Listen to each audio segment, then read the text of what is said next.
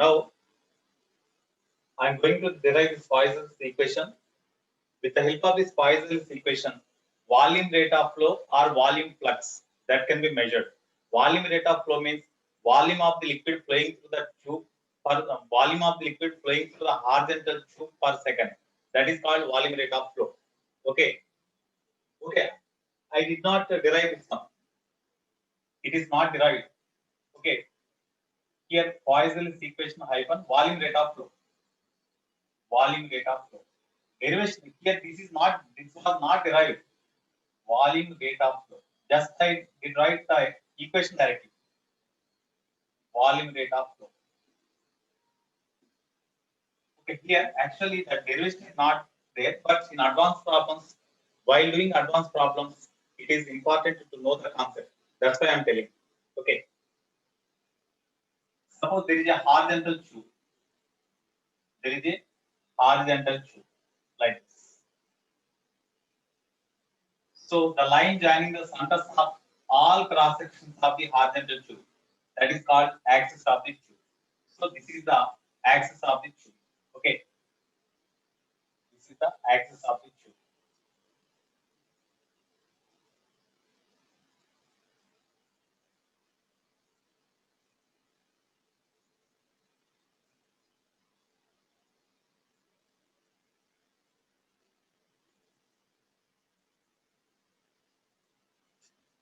So this is the axis of the tube.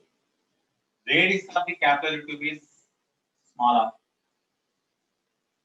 In order to flow the liquid from one end to another end, suppose this is the AB is the horizontal tube of length L.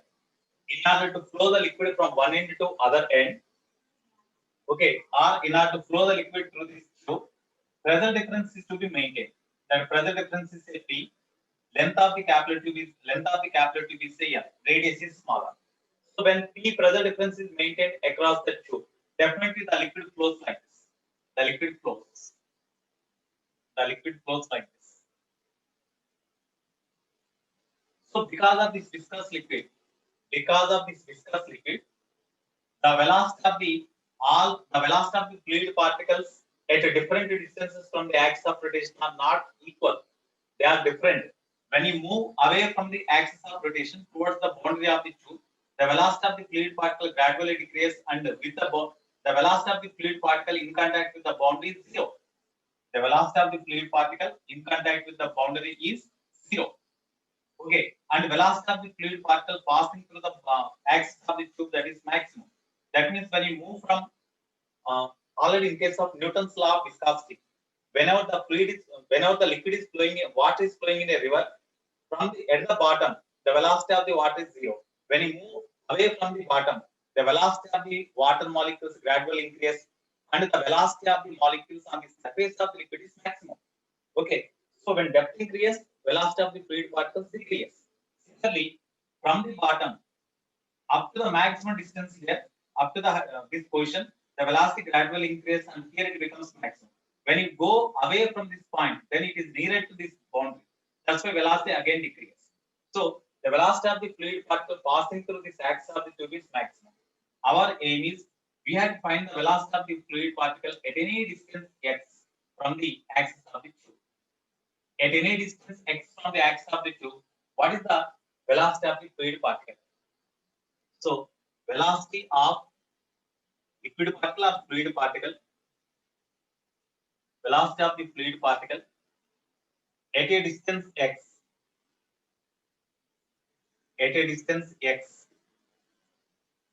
from axis of the tube, v is equal to question mark. That is our game. Okay, in order to find the velocity of the fluid particle through this point, which is at a distance x from the axis of the tube, you consider an element here. Whenever the liquid is flowing through the pipe, you consider the cylindrical element. Cylindrical element means you consider, by taking x as the radius, you consider a cylindrical element. You consider a cylindrical element like this.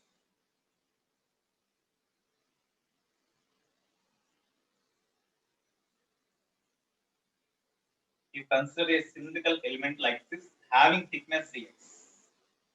having thickness dx. Having thickness dx and radius x, you consider the cylindrical element. You consider a cylindrical fluid element like this. You consider the cylindrical fluid element. Okay. So here, all particles in this element are having same velocity v in this direction. The liquid is flowing in this direction. So all fluid particles in this element are having same velocity in this direction. But the velocity of the fluid particles passing through this axis of the tube is zero. Okay, now here we see whenever this fluid element is moving in this direction, the lower layer opposes the motion of this element in forward direction by applying some viscous force. Because this lower layer of the liquid column, layer of liquid column is also in the form of a cylindrical shape. That cylindrical shaped liquid column opposes the motion of the element in forward direction with a velocity by applying some force called the viscous force. That viscous force acts on this element. The viscous force acts on the element due to lower cylindrical fluid column that is in backward direction. That is viscous force. What is that viscous force? What is that viscous force? Tell me. What is the viscous force? Viscous force acts on the element in backward direction is how much? What is the formula for viscous force? According to Newton's law of viscosity. So according to Newton's law of viscosity, the viscous force Fv is equal to minus eta into A into dV by dx. General formula is this one. Minus eta A into dV by dx. It is the viscous force acts on the cylindrical element in backward direction. Okay. So, but in order to move the liquid, in order to move this all the particles in the cylindrical element in forward direction with a constant velocity, we have to apply the equal amount of the external force on the fluid column in forward direction by maintaining the pressure difference.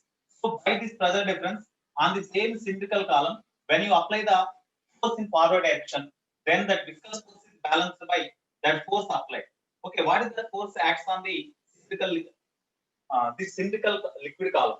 Okay, that is equal to pressure difference across the tube is P into area of cross section of the liquid column is equal to pi r square, because this rate x pi x square, pi into x square. ఇక్కడ ఈ cylindrical column ఇటువైపు move అవుతున్నప్పుడు viscous force దానికి opposite direction లో F ఉంటుంది. మరి దాన్ని balance చేయాలంటే in order to move the liquid column, liquid element, cylindrical liquid element with constant velocity in forward direction, the force, external force equivalent to viscous force must be applied on the cylindrical column in forward direction, so that the cylindrical liquid column also travel in forward direction with constant velocity. Hence, this element also travel with constant velocity. That's why we have to maintain the pressure difference across the tube, capillary tube. Due to that pressure difference, force acts on the cylindrical liquid column in forward direction is equal to P into pi x square. Whenever it is equal to the viscous force, then the net force acts on this fluid column becomes zero, so that the element travel with all molecules in this liquid element travel in forward direction with the constant velocity v. Okay, so from this formula, minus eta into, what about A? Area of contact of the fluid element. Area of the contact of the fluid element అంటే ఇక్కడ చూడండి ఒకసారి, ఈ cylindrical column యొక్క radius x. మనం side నుంచి observe చేస్తే, when you observe the sidewise view of the liquid column, it appears like this. Okay, ఇది x రేడియస్, ఇదేమో థిక్నెస్ dx అనుకున్నాం, అవునా? మనం అప్లై చేస్తుంది ఈ లిక్విడ్ కాలం మీద ఫోర్స్ అప్లై చేస్తాం. యాక్చువల్ గా ఈ లిక్విడ్ కాలం వల్ల దీని మీద విస్కస్ ఫోర్స్ బ్యాక్వర్డ్ డైరెక్షన్ లో పనిచేస్తాం. ఓకే, దాన్ని బ్యాలెన్స్ చేయడానికి దీని మీద ఫార్వర్డ్ డైరెక్షన్ లో ప్రెజర్ డిఫరెన్స్ వల్ల ఇంత ఫోర్స్ అప్లై చేస్తాం. అప్పుడు నెట్ ఫోర్స్ జీరో అయింది కాబట్టి కాన్స్టెంట్ వెలాసిటీతో మూవ్ అవుతుంది. అయితే ఇక్కడ యాక్స్ ఆఫ్ ది సిలిండర్ దగ్గర నుంచి ఎక్స్ డిస్టెన్స్ ఉన్న ఈ ఎక్స్ డిస్టెన్స్ లో dx థిక్నెస్ లిక్విడ్ కాలం ఇమాజిన్ చేసినప్పుడు across the thickness of the liquid element, the change in velocity is dv. And for the distance, for the thickness of the liquid column is equal to dx. So dv by dx is the velocity gradient. What is the area of contact? Here we consider only this element. we consider only this element having length equal to L, then what is the surface area of contact of this element with the cylindrical liquid column? ఈ లోపల ఉన్న cylindrical liquid column మీద ఈ element యొక్క area of contact ఎంత? What is the area of contact of the cylindrical element, hollow cylindrical element in contact with the cylindrical liquid column? That is equal to how much? Anybody else can say? Anybody else can say? Pi. No, this length is equal to 2 pi r into length. This circumference is equal to 2 pi r into length L. That gives surface area. Suppose here, for example, suppose you see here pipe is there like this. Pipe is there like this. What is the surface area? Curved surface area of this element, cylindrical element here? This radius is x. 2 pi x is circumference. This length is equal to length of the pipe. So when you open this one, whatever the surface area of this one, that is the surface area of the cylindrical element. Okay. So that is equal to 2 pi x into L. That is the surface area of the cylindrical element. So surface area is equal to 2 pi x into L into dV by dx is equal to pi p x square. Pi p x square. Okay. Here pi cancel. Okay. X square cancel. Therefore, dV you keep here only. dV is equal to p x dx by 2 eta into L. dV is equal to pi x dx by 2 eta L. Okay. Minus is there, no? You write minus. Now, here it is the change in velocity across the fluid element considered for a thickness dx. Then you integrate them. Limits. Here we are integrating with respect to x. That's why x limits are changes from axis to this one, because we had find the velocity of the fluid particle at this point. At this point, velocity of the fluid particle is 0. That's why from x is equal to 0 to x is equal to x. At x is equal to 0 means that point lies at the axis. At the axis, velocity of the fluid particle is maximum. No? Here at this point, velocity of the fluid particle is maximum. At this point, velocity of the fluid particle is v. Okay. So from x is equal to 0 to, or you take this one, because at this point velocity is 0. No? So from x value you take from x to x is equal to r. You take at a distance x from the axis, velocity of the fluid particle v we had to find. At r means x is equal to r means at boundary. At boundary, velocity of the fluid particle is 0. No? So that we can have only v. ఒకవేళ x equal to 0 తీసుకుంటే you get the maximum velocity. కానీ మనకు only v కి formula కావాలి కాబట్టి you integrate this one between the limits x to r. So do integration. Integral dv means limits v to 0 is equal to minus p by 2 eta L is constant. Integral x dx means x square by 2 limits x to small r.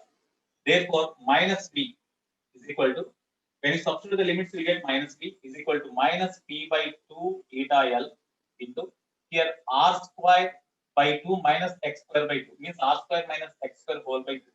Minus cancel. Therefore, v is equal to p into r square minus x square by 4 eta L. This is the formula for velocity of the fluid particle passing through the horizontal tube at a distance x from the axis of the tube. Okay, what is the maximum velocity for Vmax? V is equal to Vmax. X is equal to 0. Because in this formula, when x is equal to 0, this bracket term is maximum, so that velocity is maximum. So, maximum velocity is equal to, for maximum velocity, x is equal to 0. Then p into r square by 4 eta L. Minimum velocity, v minimum. Minimum velocity means at the boundary only velocity is 0. So minimum velocity means that is equal to 0 since x is equal to small r. Okay. Therefore, what is the average velocity? V average. Average velocity is equal to maximum velocity plus minimum velocity by 2. that is equal to maximum velocity means this one plus 0 by 2 means you will get p r squared by 8 eta L. This is the average velocity of the fluid particles passing through them. Average velocity of the fluid particles passing through them. Therefore, what is the volume rate of flow? When you consider the average velocity of the fluid particles passing through them, then each and every particle is having same average velocity through any cross section of the tube here. Okay, now what is the volume rate of flow? Therefore, volume rate of flow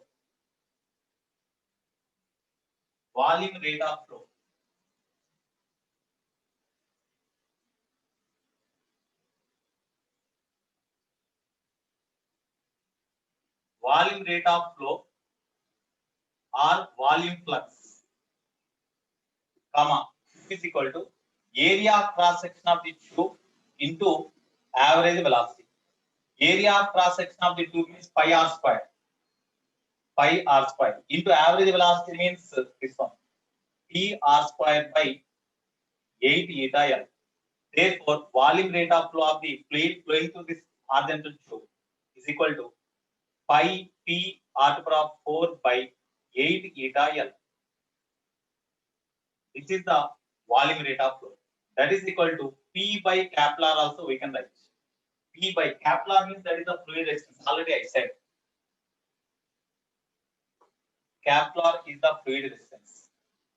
Where fluid resistance, comma, Kepler is equal to, we can write 8 eta L by pi into r to the power of 4. It is the formula for fluid resistance. It is measured in ohm.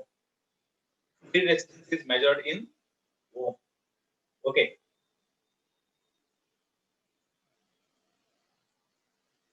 Of course, fluid resistance means it's opposing force. Sorry, opposing force. That's why in Newton we can express. This is the Poisson's equation, and velocity of the fluid particle passing through any point at a distance x from the axis of the tube. Okay. Viscous force. No. Here this upper liquid or lower liquid, the viscous force acts is equal to same. Viscous force is equal to this only. This upper liquid or lower liquid. Due to that, viscous force is equal to Fp only. Viscous force is equal to Fp only. Okay. Both will act. No, we are taking from this point only. We are taking like this. We are taking from this point in this direction. We have taken. Okay. So that's why we have to consider on this element due to this liquid. What is the viscous force acts? When you move in this direction, depth increases. Here, suppose the liquid is flowing like this. It is the bed of the lake. We consider any element here. Due to this lower liquid, what is the viscous force? When you consider this element, due to lower liquid, what is the viscous force? In this way, when you go depth, the viscous force acts on the element, it gradually increases. Viscous force acts on the element gradually increases. Okay. No, this derivation I did not say.